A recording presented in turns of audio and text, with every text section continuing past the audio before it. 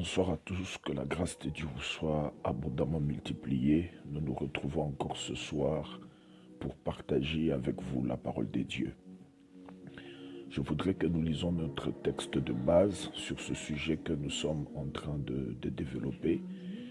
Proverbe chapitre 16, le verset 1er. Il est écrit dans les Saintes Écritures: l'homme fait des projets, mais celui qui a le dernier mot, c'est l'Éternel. Le thème, je nous rappelle que nous parlons de comment peut-on réussir quand le futur est si incertain. Comment être capable de réussir lorsque le futur est incertain, lorsque vous regardez devant vous et que ça ne promet pas. Lorsque vous vous dites c'est possible d'arriver, mais regardons les moyens qui peuvent vous permettre justement d'arriver, vous vous dites que ce n'est pas possible d'arriver. Je nous ai dit que cet enseignement part de ma vie personnelle parce que c'est donc mon témoignage. J'étais justement en train de réfléchir sur tout ça et c'est ainsi que le Seigneur a commencé à m'instruire, le Saint-Esprit a commencé à me parler. Et je suis en train de croire que, également aussi, ce que, d'une manière peut-être inconsciente, ce que j'ai pu faire ou poser comme acte, eh bien, si cela pouvait ne serait-ce que aider une personne. Comment quitter d'un trou, comment quitter d'un puits, comment quitter d'un niveau trop bas et arriver à un certain niveau, atteindre ses objectifs. Je nous ai rappelé de ce que le saint homme de Dieu, le pasteur Ivan Castano, a dit, que le plus grand combat dans la vie, c'est d'être ce qu'on avait été appelé à être. Chacun de nous a des projets. Chacun de nous prévoit au moins faire quelque chose. Mais il est écrit que plusieurs projets il y a dans le cœur de l'homme, mais c'est seule la volonté de Dieu qui s'accomplit. C'est ainsi que je nous ai donné le premier point. D'abord, nous avons dit la dernière fois qu'il était important de faire part à Dieu du but à atteindre. C'était cela, ce que j'ai eu à partager avec vous. L'enseignement est sur YouTube. Il suffit juste de taper Pasteur Ben Yahweh Adolphe. Abonnez-vous également à notre chaîne. Et le message est sur YouTube. Pour ceux qui n'ont pas suivi, vous pouvez suivre cet enseignement et c'est également aussi sur notre radio www.christ-solution.com. Vous pouvez donc suivre cet enseignement. Nous avons parlé du premier point qui était faire part à Dieu du but à atteindre. Je vous ai fait comprendre qu'il était insensé d'établir le plan sans au préalable consulter Dieu au préalable. Excusez-moi de dire c'est préalable deux fois. Donc il est impossible, il est insensé, je disais, d'établir le plan sans consulter Dieu au préalable. Il est avant tout sage de commencer premièrement par consulter Dieu, parler avec Dieu, pour que vous puissiez, au fait, pour que vos projets à vous soient en accord avec la volonté de Dieu dans votre vie. Tout le monde n'a pas réussi la vie qu'en Europe. Dans mon pays, la République démocratique du Congo, à Kinshasa et comme partout ailleurs, il y a certaines personnes qui n'ont même pas besoin de venir en Europe et d'en être résidents. Parce que là où ils sont, Dieu les a bénis. Qu'est-ce qui se passe enfin? Que certaines personnes réussissent leur vie au pays, d'autres c'est en Europe, d'autres c'est dans une ville quelconque.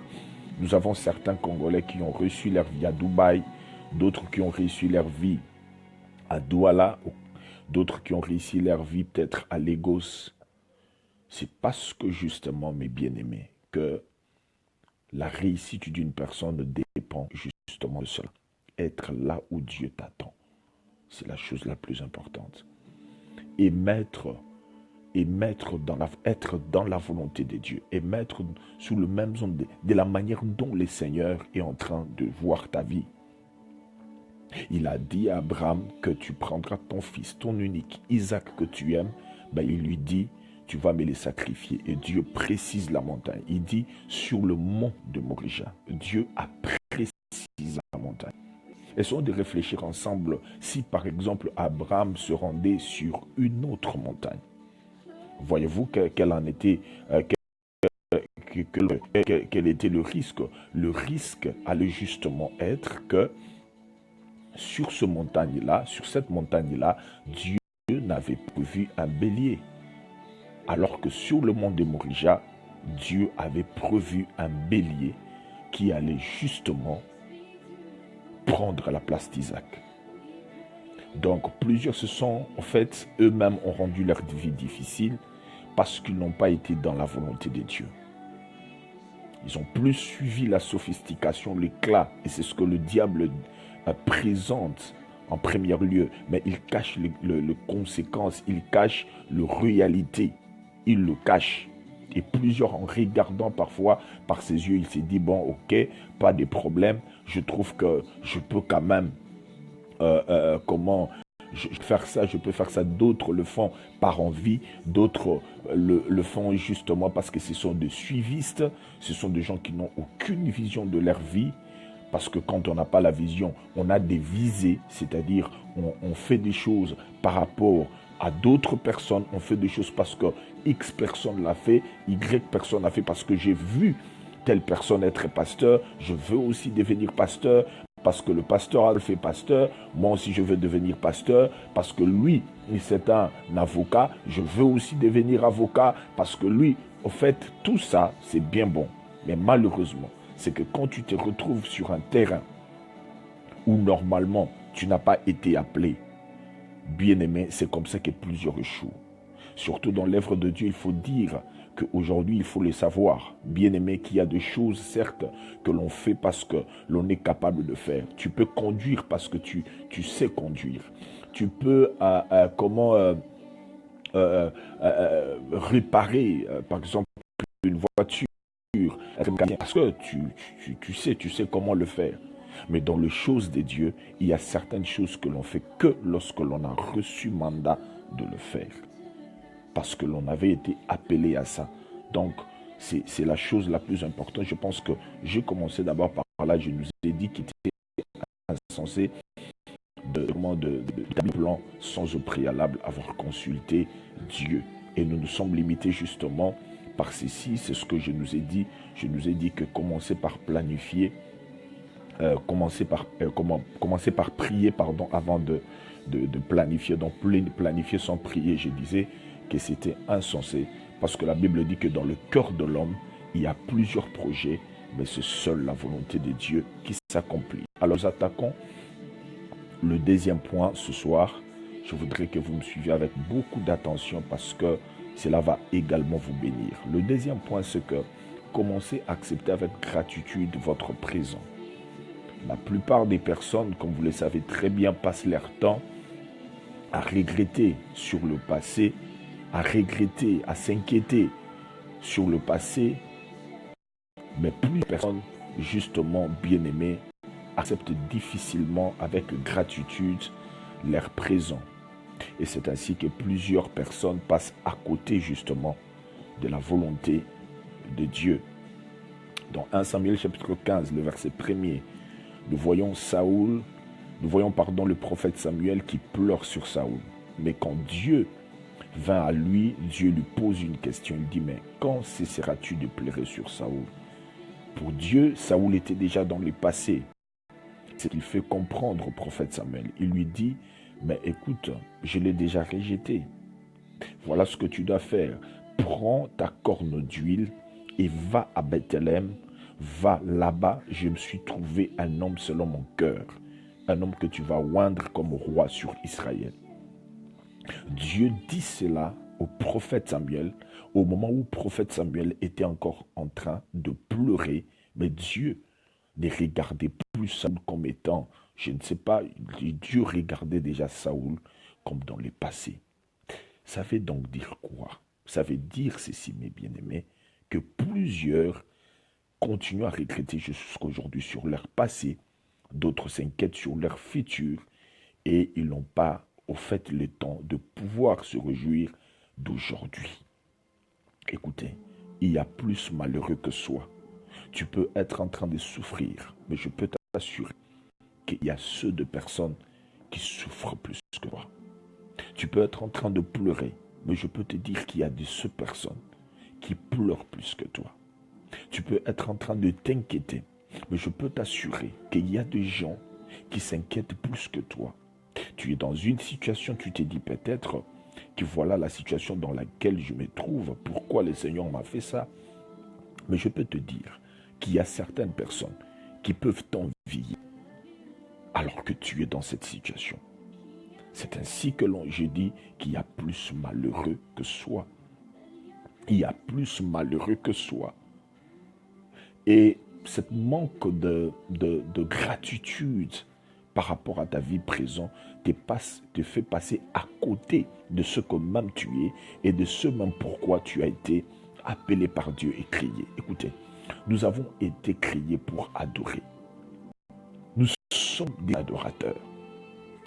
Et plusieurs n'adorent pas. Lorsque vous lisez dans le psaume, la Bible parle de ce cantique, qui dit sur le bord de la mer de Babylone, nous étions assis en nous souvenant de Jérusalem et sur le côté, nous avons suspendu nos harpes. Ils étaient tellement en train de pleurer sur Jérusalem parce qu'ils étaient en esclavage, ils étaient en déportation à Babylone. Ils étaient tellement en train de pleurer sur Jérusalem. Ils étaient tellement en train de regretter que la Bible précise qu'ils ont suspendu le harpe. Donc, c'est-à-dire les instruments qui leur permettaient de pouvoir glorifier Dieu, de pouvoir louer Dieu. Et bien ces instruments-là, c'était mis de côté. Ils ont mis ces instruments-là de côté. Pourquoi? Parce qu'ils étaient en train de pleurer. Plusieurs ont cessé d'adorer. Plusieurs n'adorent plus, plusieurs ne louent. Regardez même dans nos églises aujourd'hui.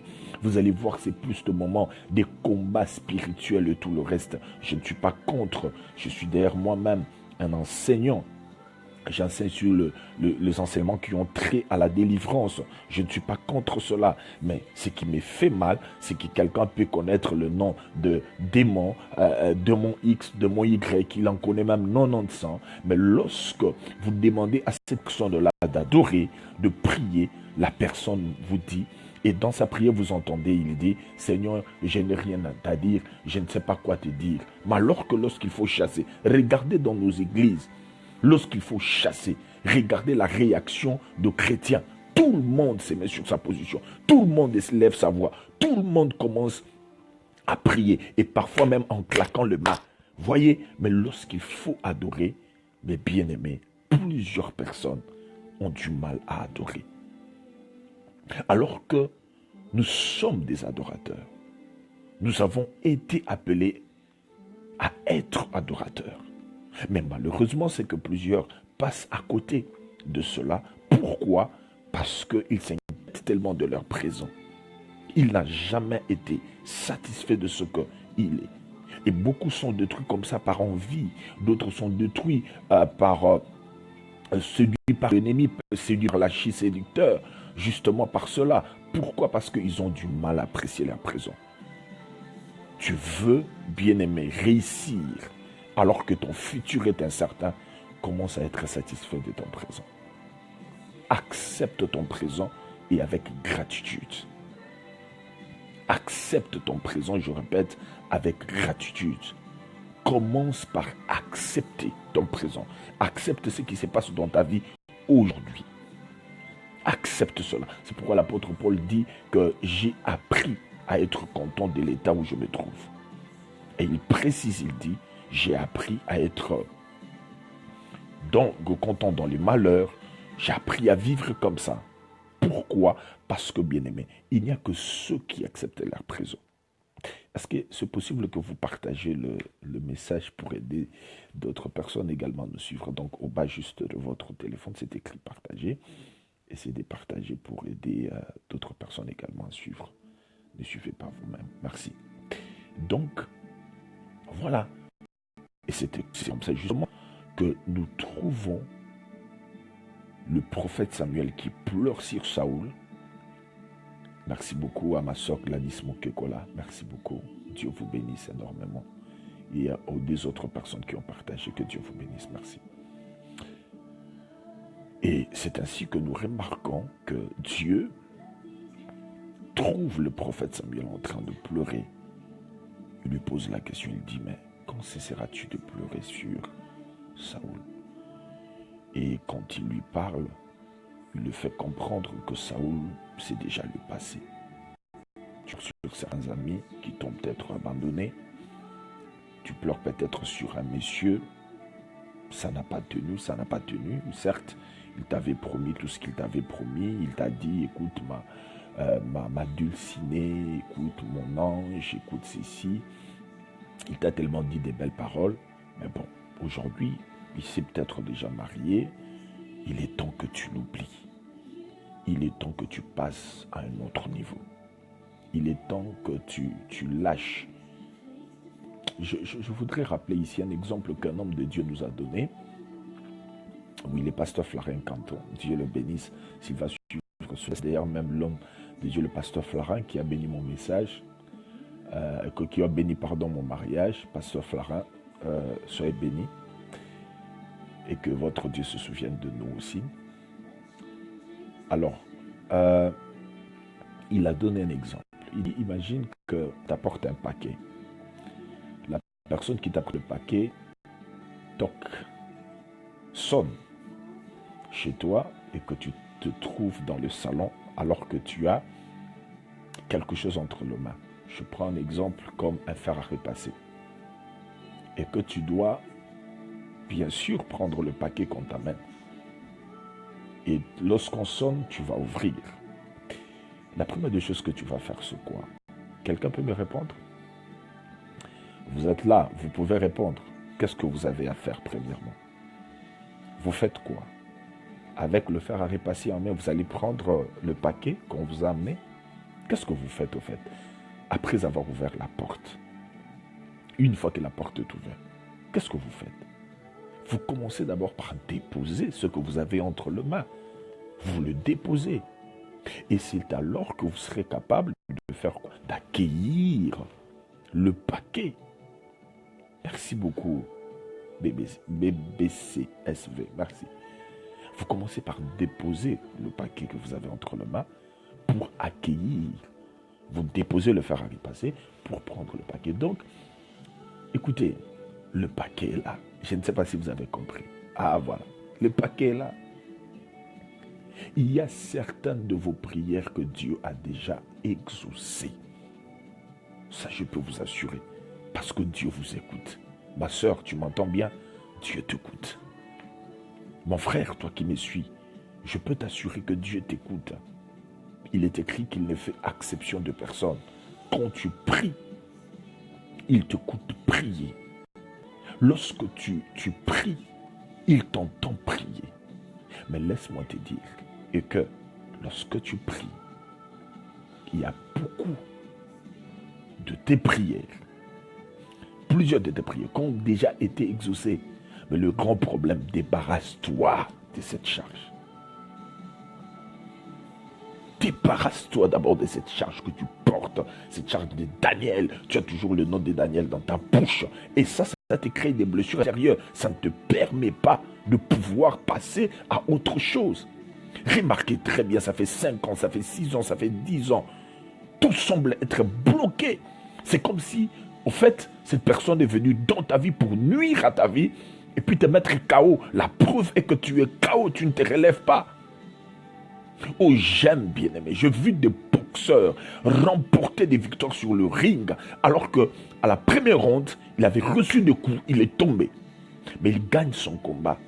Deuxième, troisième ronde, il gagne son combat. Il met son adversaire KO. Pourquoi? Parce que malgré le coup qu'il avait reçu, mais il a été capable de se mettre debout pour se dire, bon, j'ai reçu des coups, c'est bien bon, mais je me relève. Relève-toi. Relève-toi. Relève-toi. Cet homme, cette situation n'est pas un Dieu pour toi pour te mettre KO. Seul Dieu peut te mettre KO. J'ai dit, seul Dieu peut te mettre KO. Il n'y a que Dieu et Dieu seul qui soit capable de te mettre KO. Aucun homme ne peut le faire. Aucune femme ne peut le faire. Relève-toi, profite de ton présent. Et l'avenir t'ouvrira ses portes. Tu verras la gloire de Dieu se manifester dans ta vie. Je ne sais pas si quelqu'un est en train de... Si vous êtes là, faites-moi signe, s'il vous plaît. Faites-moi signe, faites-moi signe, faites-moi signe que vous êtes là et que vous comprenez ce que je suis en train de dire. Faites-moi signe, s'il vous plaît. Beaucoup ont aujourd'hui des blessures intérieures. Bon, c'est un message que j'enseignerai dans les jours à venir, bien sûr. Il y a des gens qui doivent apprendre à s'adapter au présent. Adapte-toi. Adapte-toi. Papa est mort. Oui, ça arrive. Tout le monde, personne ne restera. Tous nous partirons un jour. Et la première sagesse de la vie même, c'est de savoir que la mort existe. Un jour, papa partira. Un jour, maman partira. Tu n'entendras plus parler de lui. Tu as perdu un fils. Tu as perdu une fille. Je sais que c'est très douloureux. Ce n'est pas facile. Mais commence par oublier cela. Parce que si les blessures intérieures là atteignent ton système urogénital, c'est comme ça que ça crée parfois de troubles. Les troubles des menstruations, le trouble même. Et d'autres femmes connaissent même des problèmes de stérilité, de frigidité. Par rapport à tout ça, c'est très dangereux. Tu ne peux pas rester là. Il est temps que tu oublies cela. Il y a certaines personnes, je disais, qui s'adaptent difficilement au présent, qui n'arrivent pas à oublier le passé. Non, il est temps d'oublier justement le passé. Dieu a dit à Samuel, au prophète Samuel, homme de Dieu, il lui a dit, écoute, il faut que tu cesses de pleurer sur Saoul, parce que... Et puis, ce que j'aime chez cet homme de Dieu, le prophète Samuel, il ne discute plus avec Dieu. Il ne discute plus. Certes, il est en train de pleurer, il est en train d'intercéder, tout ça, bon. Mais lorsque Dieu lui fait comprendre que, bon, là, en tout cas, il faut que tu passes à autre chose. Il est temps que tu oublies comment Saoul, parce que je me suis choisi un autre homme, et ben, c'est ce qu'il a fait justement. C'est ce qu'il a fait. Vous savez, même avec Israël, quand Moïse est mort, vous savez, Moïse, Dieu l'a appelé sur la montagne, Dieu a eu à parler avec lui. Vous connaissez très bien les circonstances, comment Dieu a repris cet homme de Dieu. Et vous savez aussi que Josué, chapitre 1er, la Bible dit, Dieu dira à Josué que Moïse, mon serviteur, est mort. C'est Dieu qui informe à Josué de ce qui se passe. Parce que tous, les enfants d'Israël, tous savaient que bon, ça va, il est monté sur la montagne, il va revenir. Vous savez que son corps, sa cimetière n'est pas connu. Dieu lui-même s'est chargé de son corps. On ne sait pas s'il l'avait enterré ou carrément, nous ne savons rien du tout sur sa tombe et sur sa mort. Mais du moins, Moïse montait sur la montagne chaque jour, il allait prier et revenait. Mais ce jour-là, quand il part, les enfants d'Israël restent, ils attendent Moïse. Après beaucoup de temps, Moïse ne revient pas. Et c'est Dieu qui vient informer à Josué. Il dit à Josué, écoute, mon serviteur Moïse est mort. Maintenant, lève-toi, prends ce peuple et traverse avec eux le Jourdain. Et c'est ce que Josué a fait. Josué n'a pas pleuré. Il y a des choses auxquelles tu es tellement convaincu. Tu es tellement convaincu que ces messieurs, cet homme-là, tu l'as déjà perdu parce que il s'est marié avec une autre femme. L'homme, tu es sérieux de l'avoir déjà perdu. Tu peux aussi voir autrement ta vie qui te dit que tu ne peux pas trouver meilleur que lui. C'est possible, tu peux trouver meilleur que lui. C'est possible. Arrêtons, s'il vous plaît, de pécher parce que nous voulons à tout prix tarder sur le passé. Le passé est passé. Il est important de pouvoir regarder vers l'avenir. Maintenant, parce qu'il y a des portes qui t'attendent devant. Il y a des choses que le Seigneur tient à faire avec toi. Il y a des projets, il y a un agenda que Dieu a avec toi. Et l'agenda de Dieu qu'il a avec toi, il veut l'exécuter. Cette année, c'est ton année. Est-ce que tu peux écrire cela sur le commentaire? Quelqu'un peut dire cela. Cette année, c'est mon année. Tape sur le cœur. Tape sur le cœur pour que je sache au moins que tu crois à ce que je suis en train de dire. Que cette année est ton année. Cette année est ton année. Merci Valérie. Cette année, c'est ton année. Quelque chose se passera dans ta vie. Cette année, les portes sont en train de s'ouvrir. Ça promet, regarde bien. Tu verras que le feu sont au vert. Regarde bien. Tu verras que le feu sont au vert. Le feu sont au vert. C'est-à-dire, il y a quelque chose en train de se préparer. Il y a quelque chose qui est en train d'arriver. Merci, merci, merci. Écrivez sur le commentaire. Cette année, c'est mon année. Merci à BBC SV. Cette année, c'est mon année.